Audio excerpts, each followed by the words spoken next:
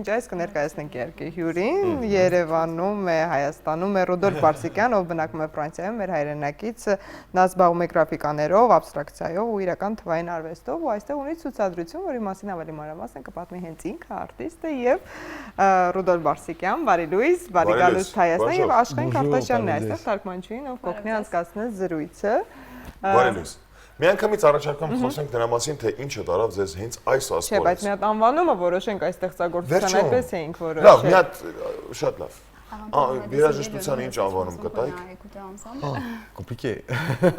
Abstract ինչ-որ անուն որոշեք։ Paris. Բարի լույս։ Բարի լույս։ Բայց այս դեպքում Բաղի լույս։ Բարի լույս։ Բաղի լույս։ Boulevard Saint-Germain. Boulevard Saint-Germain, on va dire. Բաղերից Կարող ենք ասել Saint-Germain boulevard։ կամ Pour le jazz. Շատ լավ։ Ահա, նորմալ է։ հիանալի։ Հրաշալի Ձեզ որոշում։ սրտովել էր։ Սուպեր։ Ահա։ Դե ինչ ասենք Մի թեմային։ անգամից անցնենք թեմային։ Ինչը տարավ ձեզ այս ասպարեզ։ Ինչը դարձավ պատճառ։ Comment vous avez décidé de choisir ce métier pour vous, pour la vie? En fait, je dessine depuis mon enfance en fait. Alors c'est assez étrange, mais en fait mon père, c'est lié à la musique. Mon père était musicien, était guitariste. Il était fan des Pink Floyd et il avait ses pochettes de 33 tours illustrées. Et un jour, comme un livre, j'ai ouvert cette pochette d'album et c'est la pochette The Wall de Pink Floyd. Et j'ai dit à mon père, papa, je veux dessiner des pochettes d'albums. Je lui ai dit comme ça. Իրականում ամեն ինչ հենց մանկությունից է եկել։ Ես հայրիկս երաժիշտ էր եւ տեսնում էի թե ինչքան սիրով էր նա լսում Pink Floyd-ի ալբոմները եւ բացում էի Pink Floyd-ի ալբոմները եւ հայրիկիս ասում էր որ հենց ես ուզում եմ նկարազարդել այս ալբոմները եւ ամեն ինչ եկել է մանկությունից։ Ահա, ասեն երաժշտությունն է ոգեշնչել։ C'était la musique qui vous բավականին հաջողությունների հասած արտիստին եւ Oui, tout à fait. Oui, c'est la musique en fait. La musique m'accompagne dans toutes mes créations. Pas que la musique, le cinéma, la culture en général, mais la musique joue sur l'énergie que je fais dégager dans mes œuvres. C'est une évidence. Ստեղծագործությունները ստեղծելու ընթացքում երաժշտությունը միշտ ինձ ուղեկցում է, իհարկե ոչ միայն երաժշտությունը, նաև ֆիլմերը, այն ամենը ինչ կապված է արվեստի հետ, ինձ ոգեշնչել է։ Եթե վերջում ժամանակ ունենա, անպայման ֆիլմերի մասին նույնպես կխոսենք, որովհետև այսօրվա թեման ֆիլմերն են առավոտ լույսը։ Այսպիսով նոյեմբերի 25-ին տեղի ունեցավ Ռուդոլֆ Բարսիկյանի «Թվային կյանք» խորագրով նոր ժանրային ցուցահանդեսի բացումը, այն բաց կլինի մինչև դեկտեմբերի 12-ը, մինչև կիրակի, այնպես որ քիչ ժամանակ է մնացել, հնարավորության դեպքում անպայման այցելեք։ Elle a commencé le 25 et elle va se terminer le 12 décembre. Երևանյան էքսպոզիցիան ցուցահանդեսը բացվել է այո ինչպես նշեցիք նոյեմբերի 25-ին եւ կտևի մինչեւ դեկտեմբերի 12-ը։ Եվ ինչ նոր ժանրի մասին է խոսքը, ինչ է ներկայացված այս ցուցահանդեսում, հետաքրքիր է։ Vous parlez de quoi dans votre exposition? C'est quel type de l'art que vous parlez? Mon exposition, elle a été créée pour l'Arménie.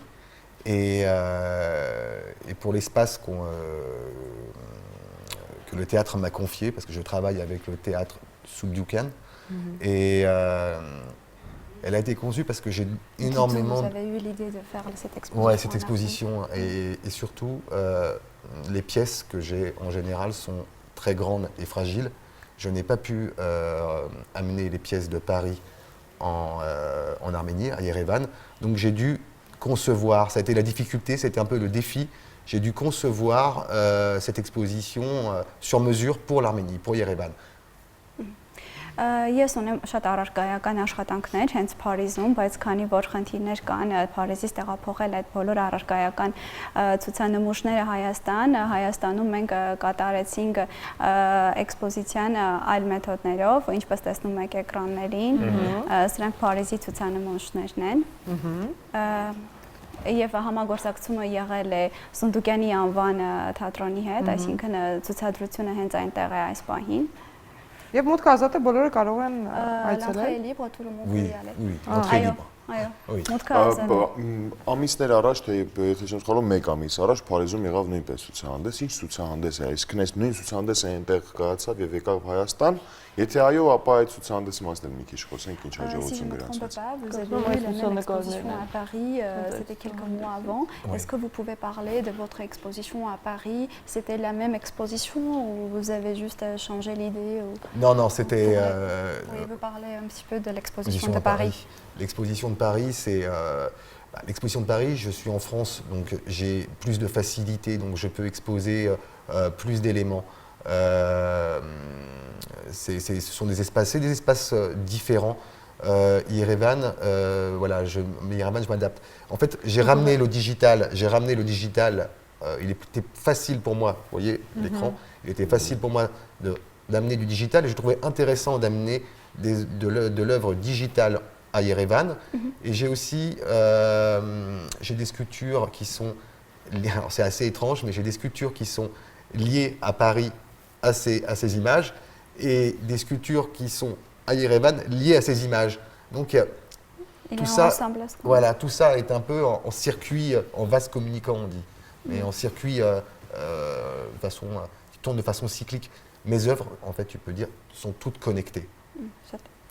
Très bien. Առհասարակ կարող եմ ասել, որ իմ բոլոր աշխատանքները մեկը միացած է մյուսին եւ մեկը լրացնում է մյուսին։ Փարիզի ցուցահանդեսը ավելի հեշտ էր իրականացնել, որովհետեւ ես հենց տեղում էի եւ իմ առարկայական ցուցանմուշները կարողանում էի տեղաշարժել։ Ինչ վերաբերում է Երևանի ցուցահանդեսին, այստեղ կան ինստալացիաներ, հենց իմ աշխատանքները, որ բերել եմ եւ նմանություն կա այն ինստալացիաներին, որը ես ունեի հենց Փարիզում։ Հետաքրքիր է, այս ընթացքում հանդիպել եք հայ երիտասարդներին ու արդյոք նրանք հետաքրքրված են այս ոլորտով։ C'est intéressant, est-ce que vous avez rencontré les gens arméniens, est-ce qu'ils sont intéressés par l'art digital en fait? Oui. Et oui, ils sont intéressés et ce qui est intéressant, que ce soit à Paris ou en Arménie, toutes les tranches d'âge sont concernées. C'est-à-dire que de l'enfant à la personne, à la personne âgée, les gens rentrent en immersion dans l'animation et j'ai trouvé ça réconfortant en fait. Et voilà, ma grand-mère adore ce que je fais.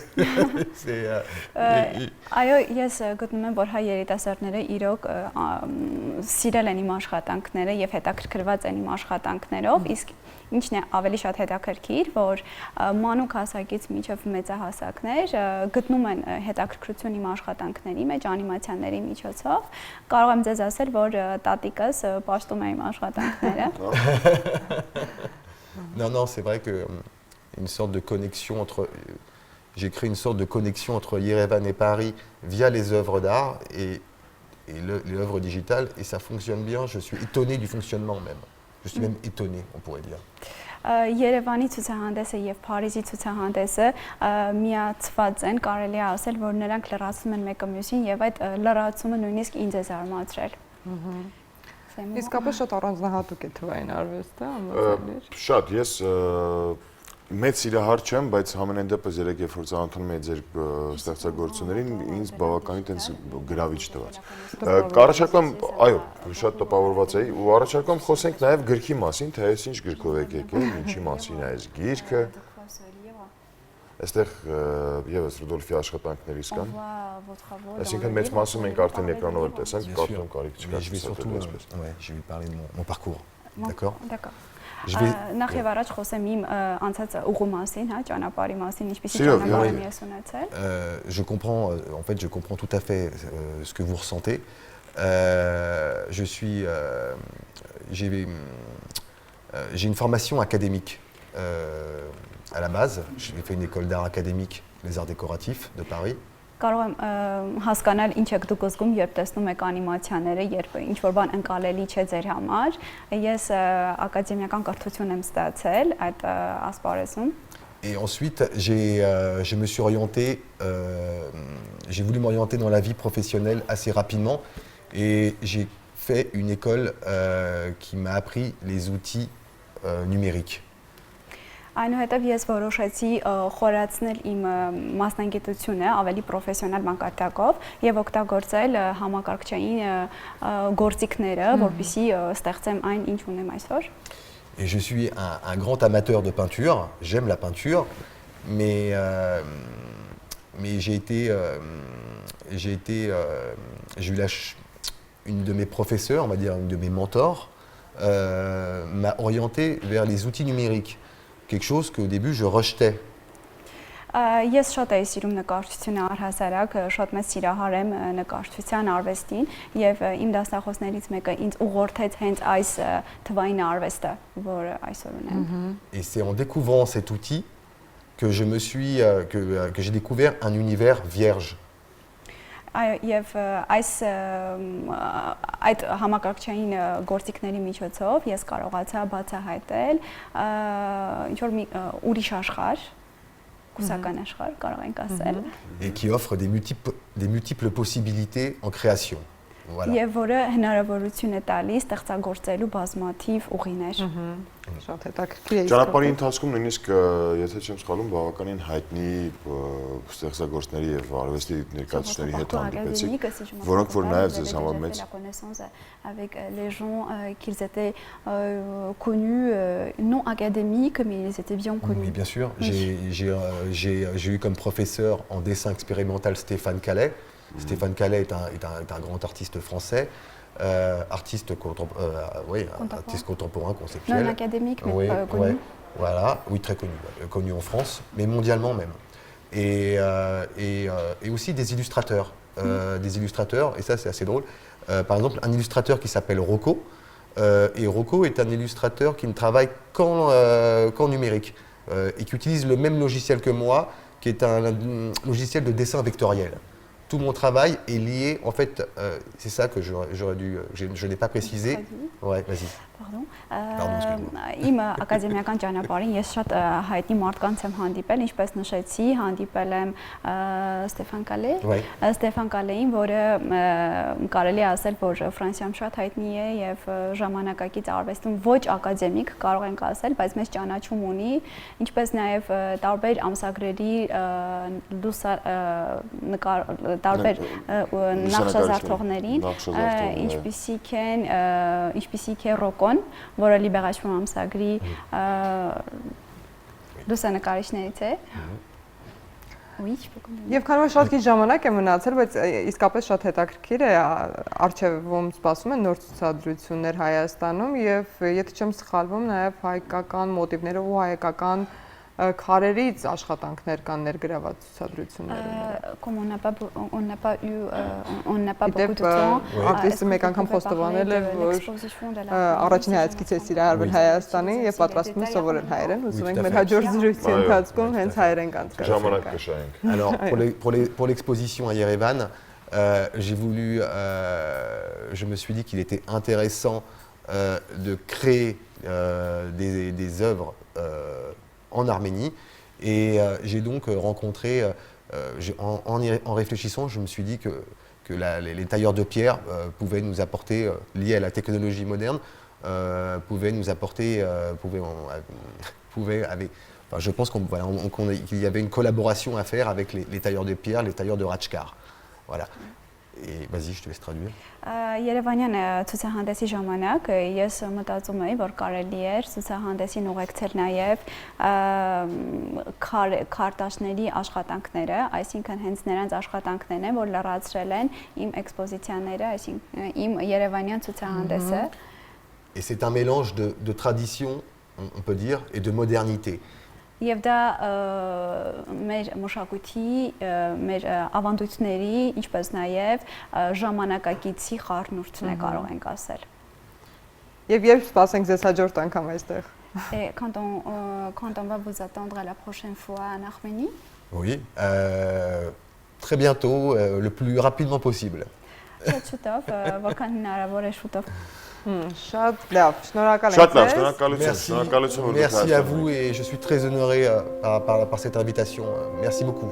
C'est très... Անչափ շնորհակալություն, շնորհակալ եմ եւ մեծ պատիվ է ինձ այստեղ լինել այսօր։ Merci. Մենք սպասել ենք երկրորդ հանդիպանը, որ արդեն հայերեն խոսենք միասին եւ ժամանակ կշահենք։ Այսօր միայն կարող ենք ասել merci beaucoup։ Շնորհակալություն նաև ձեզ սիրելի երաժիշտներ եւ ձեզ սիրելի հեռուստադիտողներ, որ առավոտյան ժամինից հետևում եք մեզ։ Մենք էլ այսպես ամփոփում ենք հաղորդումը լավ երաժշտությամբ։ Աղոթություն մեր երկրին։ Լավ օր բոլորիս։